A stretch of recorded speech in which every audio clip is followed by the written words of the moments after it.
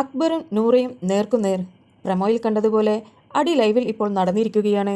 പണിയെടുത്തില്ലെങ്കിൽ ഫുഡില്ല എന്ന് ക്യാപ്റ്റന്മാരായ അക്ബർ, നെവിൻ, ആര്യൻ എന്നിവർ തീരുമാനിച്ചു. തല്ലിന്റെ തുടക്കം എവിടെ നിന്നാണെന്ന് വെച്ചാൽ ടിക്കറ്റ് ടു ഫിനാലെ ടാസ്കിന് ശേഷം തുടങ്ങിയതായിരുന്നു. ഇന്ന് ഇൻഡ്യൂറൻസ് ടാസ്ക് ആയതുകൊണ്ട് തന്നെ എല്ലാവരും നന്നായി ടയേർഡായിട്ടുണ്ടായിരുന്നു. കിച്ചൺ ടീം ക്യാപ്റ്റന്മാർ ആര്യൻ, നെവിൻ, അക്ബർ ആയതുകൊണ്ട് തന്നെ അവർ പറഞ്ഞു ഇന്ന് കഞ്ഞിയും പയറും വെക്കട്ടെ എന്ന്. എന്നാൽ ആർക്കും അതിനോട് വലിയ താല്പര്യമില്ലായിരുന്നു. എന്നിട്ട് അത് ചപ്പാത്തിയിലേക്ക് എത്തിക്കുകയായിരുന്നു. ടാസ്ക് കഴിഞ്ഞ് മറ്റുള്ളവരെല്ലാം ഓരോ മൂലയിൽ ക്ഷീണം മാറ്റാൻ വേണ്ടി ഇരുന്നപ്പോൾ കിച്ചൺ ടീമിൽ ഇവർ കിടന്ന് കഷ്ടപ്പെടുകയായിരുന്നു.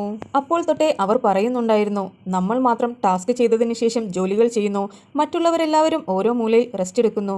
എന്താണ് നമുക്കും റെസ്റ്റൊന്നും വേണ്ടേ? കൈയും ഷോൾഡറും തണ്ടലുമെല്ലാം അനക്കാൻ പോലും പറ്റുന്നില്ല.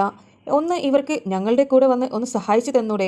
ഒട്ടും മനുഷ്യപ്പറ്റും കണ്ണുച്ചൊറയുമില്ലാത്ത ആളുകൾ എന്നൊക്കെ പറഞ്ഞുകൊണ്ടായിരുന്നു അവർ ചപ്പാത്തി പരത്തിക്കൊണ്ടു നിന്നത്. അവർക്ക് നല്ല സുഖമാണ്. ടാസ്ക് കഴിഞ്ഞ് ഒരു ഭാഗത്ത് ഇരുന്ന് റെസ്റ്റ് എടുത്താൽ മാത്രം മതി. നമ്മൾ മാത്രമാണ് ഇരുന്ന് കഷ്ടപ്പെടുന്നത്. ഇനി അതിന് ഒരു കാര്യം ചെയ്യാം. പണിയെടുത്തില്ലെങ്കിൽ ഫുഡില്ല എന്ന് തന്നെ നമുക്ക് പറയാം. നമ്മൾ മാത്രം എന്തിനാണ് കഷ്ടപ്പെടുന്നത്? അവരും കുറച്ച് പണിയെല്ലാം എടുക്കട്ടെ എന്നായിരുന്നു 3 ക്യാപ്റ്റന്മാരുടെയും തീരുമാനം. അങ്ങനെ അവർ സാബുമാനോട് പറഞ്ഞു ഫുഡെല്ലാം റെഡി ആയിട്ടുണ്ട്. ഭക്ഷണം കഴിക്കണമെങ്കിൽ ഡ്യൂട്ടി കൃത്യമായി ചെയ്യണമെന്ന്. നിങ്ങൾ നിങ്ങളുടെ ക്യാപ്റ്റനോട് പോയി നിങ്ങളുടെ ഡ്യൂട്ടി ചോദിക്കൂ. എന്നിട്ട് ഡ്യൂട്ടി കഴിഞ്ഞതിന് ശേഷം വന്നാൽ മാത്രമേ ഭക്ഷണം തരികയുള്ളൂ എന്ന് പറഞ്ഞു. അങ്ങനെ സാബുമാൻ നൂറയുടെ അടുത്ത് ചെന്ന് പോയി പറഞ്ഞു ഡ്യൂട്ടി ചെയ്തില്ലെങ്കിൽ ഭക്ഷണം തരില്ല എന്നാണ് അവർ പറയുന്നത് എന്ന്. ഫ്ലോറിന്റെയും ബാത്റൂമിന്റെയും ക്യാപ്റ്റനായ നൂറയുടെ അടുത്ത് ചെന്ന് അക്ബർ പറഞ്ഞു ഫ്ലോർ എല്ലാം നന്നായി മെസ്സായി കിടക്കുകയാണ്, ഒന്ന് അത് വന്ന് ക്ലീൻ ചെയ്യണമെന്ന്. ആ സമയം നൂറ പറഞ്ഞു ഞാൻ എന്തായാലും രാത്രിയെ ക്ലീൻ ചെയ്യുകയുള്ളൂ എന്ന്. അപ്പോൾ അക്ബർ പറഞ്ഞു ലൈറ്റ് ഓഫിന് മുന്നേ ചെയ്യണമെന്ന്. ആ സമയം നൂറ പറഞ്ഞു ഞാൻ എൻ്റെ സൗകര്യത്തിന് ചെയ്യുമെന്ന്. ഇത് കേട്ടപ്പോൾ അക്ബർ പറഞ്ഞു ഇരുട്ടായാൽ നിങ്ങൾക്ക് അവിടെയും ഇവിടെയും എല്ലാം പൊടികൾ ഇരിക്കുന്നതെല്ലാം കാണാൻ കഴിയുമോ? അതുകൊണ്ട് ലൈറ്റ് ഓഫിന് മുന്നേ തന്നെ ജോലികൾ ചെയ്തു തീർക്കണമെന്ന്. ഫുഡെല്ലാം ആയിട്ടുണ്ട്. നിങ്ങൾക്ക് ഫുഡ് കഴിക്കണമെങ്കിൽ നിങ്ങൾ നിങ്ങളുടെ ജോലി എത്രയും പെട്ടെന്ന് തീർക്കണം. ജോലി തീർത്തു കഴിഞ്ഞാൽ മാത്രമേ ഫുഡുള്ളൂ എന്നായിരുന്നു അക്ബർ പറഞ്ഞത്. ഈ ഒരു വാക്കുകൾ കേട്ടതോടുകൂടി നൂറ അങ്ങ് കത്തി കയറുകയായിരുന്നു. അങ്ങനെയാണെങ്കിൽ ഞാനും എൻ്റെ ടീമും ഇന്ന് ഇവിടെ ഒരു ജോലിയും ചെയ്യാൻ പോകുന്നില്ല. ഞങ്ങൾ ഫ്ലോർ ക്ലീനിങ് നാളെ മാത്രമേ ചെയ്യുകയുള്ളൂ. ഞങ്ങളുടെ ഫുഡ് നിഷേധിക്കാൻ താൻ ആരാണ്? ബിഗ് ബോസ് തരുന്ന ഞങ്ങളുടെ റേഷനാണ് അത് ഞങ്ങൾക്ക് അർഹതപ്പെട്ടതാണ്. അത് തടയുവാൻ നിങ്ങൾക്ക് ഒരു അവകാശവുമില്ല എന്ന് പറയുകയായിരുന്നു. അപ്പോഴും അക്ബർ പറഞ്ഞു ഞങ്ങളും നിങ്ങളുടെ പോലെ ടാസ്കുകളെല്ലാം കഴിഞ്ഞു വന്ന് ക്ഷീണിതരായി തന്നെയാണ് ഭക്ഷണമെല്ലാം ഉണ്ടാക്കുന്നത്. അപ്പോൾ നിങ്ങൾ ഇവിടെ ഡ്യൂട്ടി ചെയ്യാതെ സുഖിച്ച് അങ്ങനെ ഭക്ഷണം കഴിക്കേണ്ട. ഡ്യൂട്ടി കഴിഞ്ഞിട്ട് മാത്രമേ ഭക്ഷണമുള്ളൂ, ഇല്ലെങ്കിൽ ആർക്കും ഭക്ഷണമില്ല എന്ന് തന്നെയായിരുന്നു അക്ബർ പറഞ്ഞുകൊണ്ടിരുന്നത്. അപ്പോൾ നൂറ പറഞ്ഞു അങ്ങനെയാണെങ്കിൽ എനിക്ക് നിങ്ങളുടെ ഭക്ഷണം വേണ്ട. എനിക്കറിയാം എനിക്ക് വേണ്ടി ഭക്ഷണം ഉണ്ടാക്കുവാൻ. നിങ്ങളുടെ ഒരു ഔദാര്യവും എനിക്ക് വേണ്ട എന്ന് പറഞ്ഞ് വാശി പിടിച്ച് നിൽക്കുകയായിരുന്നു. നിങ്ങളൊക്കെ എന്തു മനുഷ്യന്മാരാണ്? ഒരാളുടെ ഭക്ഷണം നിഷേധിക്കാൻ നിങ്ങൾക്ക് എന്ത് അവകാശമാണ് ഉള്ളത്? ഇന്നലെ തന്നെ കറക്റ്റ് സമയത്ത് ഭക്ഷണം തരാതെ ഞാൻ ഇന്ന് ഇതാ ഒരു രോഗിയായിരിക്കുന്നു. ഇന്നും ഞാൻ മെഡിസിൻ കഴിച്ചിട്ടാണ് നിൽക്കുന്നത്. നിങ്ങൾ കാരണമാണ് എനിക്ക് ഗ്യാസ് പിടിച്ചത്. ഇന്നും ഗ്യാസിന്റെയും ഛർദിയുടെയും മരുന്ന് കഴിച്ചാണ് ഞാൻ ഇവിടെ നിൽക്കുന്നത്.